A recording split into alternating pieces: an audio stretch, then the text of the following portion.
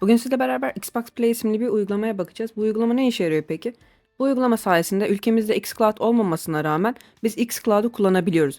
Ve aynı zamanda diyelim sizin bir Series S'iniz var veya X'iniz var, hiç fark etmez.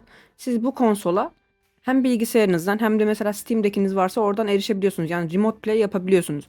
Dediğim gibi Remote Play kısmı ayrı. Bu zaten sunuluyor. Ayrıca bir de xCloud kısmı var. xCloud için ekstra bir konsolunuz olmasına gerek yok. Sadece Game Pass Ultimate paketiniz varsa direktman kullanabiliyorsunuz. O zaman lafı çok uzatmadan hemen size göstereyim ben bu uygulamanın nasıl çalıştığını. Uygulamaya girdiğimizde biz direktman bu ekran karşılıyor.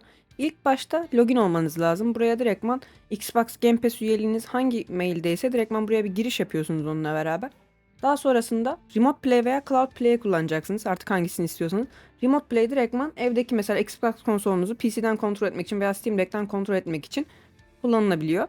Cloud Play ise daha farklı. O direktman xCloud'un kullanımı.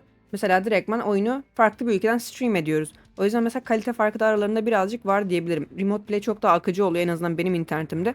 Cloud Play birazcık daha akıcılığı az oluyor. Zaten ikisini de test edeceğiz birazdan şimdi. Şu an mesela benim direktman Xbox konsolumdayız. Direktman arayüzü bu şekilde. İstediğim gibi kontrol edebiliyorum. Herhangi bir gecikme, hiçbir şey yok. Tak tak tak her şey ilerliyor. Hiçbir gecikme problemi yaşamıyorum şu an kendi internetimle beraber. Zaten dediğim gibi Remote Play yani uzak bir ülkeye bağlamamız gerekmediği için çok daha hızlı işliyor. Mesela şu an bir Indiana Jones'a beraber bakalım nasıl çalışıyor. Şu an oyun direkt akıcı. Hiçbir şekilde bir gecikme, bir problemi falan asla bir şey yok. Kendi konsolumda oynar gibi oynuyorum açıkçası. Size ekranda nasıl görünüyor bilmiyorum ama mesela görüntüde de öyle çok büyük bir bozulma yok. Eğer GeForce kullandıysanız şey bilirsiniz. Çok standart bir karıncalama vardır aslında streamlerde. Asla şeydeki gibi olmaz. Kendi cihazınızdaki performans alamazsınız. Ufak bir böyle bulanıklık, ufak bir karıncalanma olur. Belki interneti çok çok daha insanlarda bu olmuyordur ama eğer VDSL kullanıcısıysanız falan bunu yaşamışsınızdır illaki. Bunda da benzer bir durum var. Hani asla kendi konsolumdaki kadar keskin bir görüntü değil ama oynanmayacak gibi mi asla değil. Yine kaliteli mi? Evet, kaliteli. Beni rahatsız eden bir şey değil açıkçası bu. Direkt konsolumda oynar gibi oynuyorum şu an. Performansından gayet memnun kaldım. Benim Steam'deki olsa direktman bu uygulamayı oraya yüklerdim.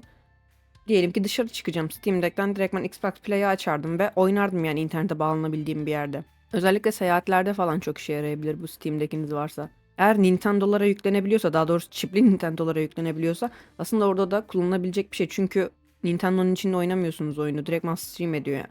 Ama normal Nintendo'lara tabii ki olmaz bu. Sadece çipli Nintendo'larda oluyorsa oluyordur. Böyle bir uygulama geçerliyse orada geçerlidir. Ama dediğim gibi Nintendo tarafında çok bilgim yok. Ben Nintendo'mu çipletmedim.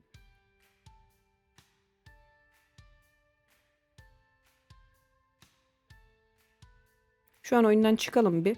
Bir de Cloud Play deneyelim. Şu an mesela Cloud Play'in ekranındayız. Buradaki oyunlara erişmek için ya oyunu hesabınıza satın almanız gerekiyor veya direktmen oyunun Game Pass'te olması gerekiyor. Mesela neye bakalım? Ha mesela diyelim bende Cyberpunk yok, Game Pass'te de yok. Ben bu oyuna giremem, direktmen bana uyarı verir. Hani git bu oyunu satın al diye. Yani hesabımda olması lazım o oyunun veya Game Pass'te olması lazım dediğim gibi. Mesela kontrol. Eğer ilk defa giriyorsanız uygulamaya cloud'a bağlanırken bir süre bekliyor. Ama o yapılandırmalar bir kere yapıldıktan sonra daha sonra akıcı bir şekilde devam ediyor. Yani tekrar uzun süre beklemiyorsun. Uzun dediğimde maksimum 1-2 dakika falan filan. Şu an mesela direkt ben oyunu xCloud üstünden oynuyoruz. Çok uzak bir serverdan stream ettiği için Remote Play kadar akıcı olmayabiliyor evet ama oynanmayacak şekilde mi asla değil. Yani gecikme falan filan çok fazla yok. En azından hissedebileceğim şekilde yok. Sadece kamerayı çevirirken motion blur birazcık garip duruyor. Onu aslında kapatabiliriz. Ama dediğim gibi oynanmayacak bir şekilde değil. Hiçbir imkanınız yoksa, bir şeyiniz yoksa veya oradaki oyunu oynamak istiyorsunuz. Bence gayet oynanacak bir şey. Ki hele iyi bir internetiniz varsa kesinlikle çok daha oynanabilir olur. Mesela şu an bizim evde insanlar internete giriyor. Bu benim internetimi tabii ki etkiliyor. Ya sonuçta veri çekiyoruz hepimiz. Eğer sizin fiberiniz varsa ve evde birileri girmiyorsa o sırada internette çok daha iyi performans alırsınız. Bende bir de VDSL var. VDSL olduğundan dolayı bende paket kaybı size göre çok çok daha fazla olur. Eğer derseniz ki bende VDSL var, ben hiç stream edemem mi oyunu? Hayır, stream edebilirsiniz kesinlikle. Ama işte hızının bence 50 megabitten daha yukarı olması gerekiyor. Birazcık daha kaliteli olması için ve sizin girdiğiniz sırada işte çok fazla internet tüketim olmaması gerekiyor başka insanlar tarafından. Gayet normal. Herhangi bir konsolda oynuyor gibiyim. Sadece arada bir ufak droplar alıyor. Bu da dediğim gibi benim internetimden kaynaklı. Mesela ben bu oyuna gece girsem, gece büyük ihtimalle herkes uyuduğu için çok çok daha iyi performans alırım ki ben daha önce VPN'le girmiştim xCloud'a. VPN'le girmeme rağmen çok iyiydi. Çünkü o sırada evde internet tüketen kimse yoktu. Gecenin bilmem kaç saatiydi. Herkes uyuduğu için ve internet sadece bana kaldığı için paket kaybım da azdı. Mesela Stalker'a öyle bakmıştım. Şu an gayet akıcı akıyor mesela. Sadece kamerayı çevirirken ufak bir takılma gibi bir şey oluyor anlık. Bu da dediğim gibi büyük ihtimalle benim internetimle kaynaklı. Videoyu çok uzatmamak adına çok fazla oyun deneyip size göstermek istemiyorum. Çünkü yani performanslar aşağı yukarı aynı oyunların. xCloud'da birazcık takılma oluyor internetinize bağlı olarak. Eğer benim gibiyse internetiniz. Remote Play'de çok daha az problem yaşıyorsunuz. Daha akıcı oluyor.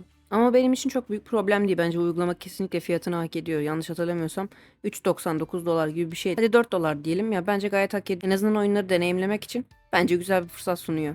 Mesela diyelim bu uygulamayı aldınız. Şöyle bir sorunla karşılaşabilirsiniz. Onun da çözümü çok basit. Diyelim uygulama sizin gamepad'inizi okumuyor. Giriyorsunuz, hiçbir şekilde algılamıyor. Bunun sebebi de oyunun ayarlarına gelip kontrolcüden Steam girdisini devre dışı bırakmanız gerekiyor. Tek yapacağınız şey bu. Steam girdisi açık olursa gamepad'inizi görmeyebiliyor. Ve ilk girdiğinizde mesela şey olabilir, karşınıza dokunmatik ekran layout'u geliyor olabilir. Onu hemen ayarlardan kapatabiliyorsunuz. Gösterme bana dokunmatik layout'u diye direktman belirtebiliyorsunuz. Ama bu dokunmatik layout kısmını Steam'deki ayarlardan değil, uygulamanın kendi içindeki ayarlardan direktman kapatabiliyorsunuz. Direktman display'de neylerin görüneceğini, neyi görmek istiyorsanız, neyi görmek istemiyorsanız hepsini ayarlayabiliyorsunuz. Uygulamayı ise çok kısa bir şekilde tanıtmak istedim. Eğer daha detaylı bir şey sormak isterseniz aşağıda yorumlardan sorabilirsiniz veya bana diğer sosyal medya hesaplarımla ulaşabilirsiniz. Umarım video hoşunuza gitmiştir. Açıkçası ben çok güzel bir uygulama olduğunu düşündüğümden kaynaklı bunun videosunu çekip göstermek istedim. Videoyu buraya kadar izlediyseniz lütfen, eğer abone değilseniz kanala abone olmayı ve lütfen videoyu beğenmeyi unutmayın. Bir sonraki videoya kadar görüşmek üzere diyelim.